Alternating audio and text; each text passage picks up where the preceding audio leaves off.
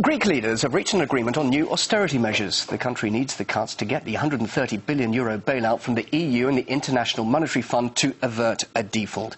It would be the second such cash handout, and no details have been revealed yet, but the public have already started to voice their anger. Let's discuss this now with Stylianos Chrysostomidis. He's a journalist in Athens. Now, the previous round of cuts led to huge unrest in Greece. We're learning that the unions are now threatening a 48-hour strike, and indeed one union leader saying expect social uprising. So we're going to see violence once again then, are we, in Athens?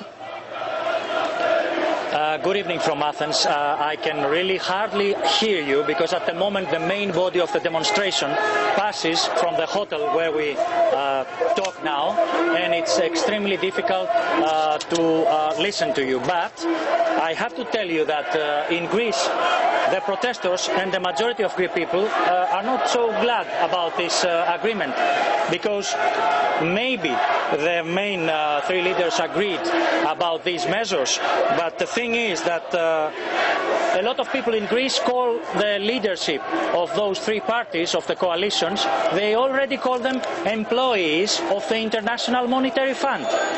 So if somebody has to celebrate something, I am the last person to understand why he has to celebrate. Because, for example, what we get from all these measures, if we avoid, as you said before, default, then we are in the situation where we have to face slow death from starvation in Greece. And this is simply the truth. If you can hear me, clearly protests there, very loud protests in the streets behind you. What about the political implications now? We understand that Greece's Deputy Labour Minister has just resigned over the new austerity measures. Are we going to see more political upheaval now in Greece, bearing in mind, of course, the previous government collapsed over those first round of austerity measures? I'm afraid that this is the case, because apart from Mr. Karajaferis, who yesterday changed his attitude towards this agreement, 1 hour ago, one minister of the Greek government, the Vice Minister of Employment, he resigned. He said, I am not going to support this agreement, it's beyond my power and I can't see this situation going on, and he resigned. And I'm afraid he will be followed by other members of the parties and of the government. I have to let you know also in Russia that the situation in Greece is extreme at the moment. We have children fainting in their school because they don't have proper breakfast and because they don't have enough food. So you realize that the situation in Greece is getting worse and worse. All right, if the social implications are that bad, what can protesters and unions offer as an alternative? I really can't hear you well because the main body of the demonstration, I repeat to you, is under the hotel now. So I would like you to repeat the last question, please. You're clearly saying that the social conditions now are very harsh for many Greek people. What do the protesters and the unions suggest as an alternative? Okay, I will tell you.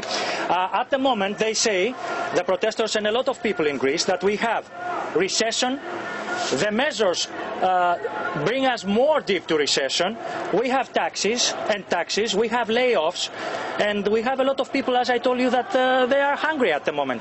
So what they say is that, first of all, they demand elections, I have to tell you. Here and now, they want elections, they want the situation to be changed.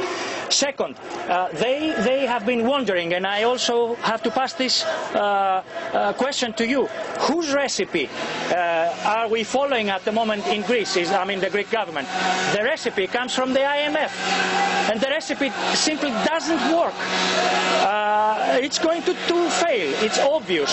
The Troika gives the main orders, and you know that we get worse and worse in the last 2 years. So, as they say, and I agree with them, it's easier to see the sun tomorrow rise from the west than to see all these orders and all these measures bring us to growth and bring us back to normal life. Stylianos, we'll leave it there. Thank you very much indeed for your live analysis and an account of what's happening there in Athens at the moment. Stylianos Chrysostomidis, just one more, talking to us from Athens there. Could I please ask for 1 second to add something? I have to read something very important to you because you asked me what they propose. What is the alternative? Very quickly. So they say a lot of... Yes, very quickly. They believe Germany owes many hundreds of billions of euros to Greece from the money that Nazis stole from Greece. They called it forceful loan from occupied Greece to Nazi Germany and others. And we know that this is true. So the next government of Germany, they say that they don't have to pay Greece anything. And the amount together with all, I repeat, all recognized German financial obligation towards Greece surpasses 700 billion euros in today's prices if we take into account moderate interest rates. So there is no exaggeration in this, and this is money Germany really owes to Greece. This is the alternative. Ending on an interesting point there. Okay, thanks very much indeed. Stylianos, thank you for joining us live there in Athens.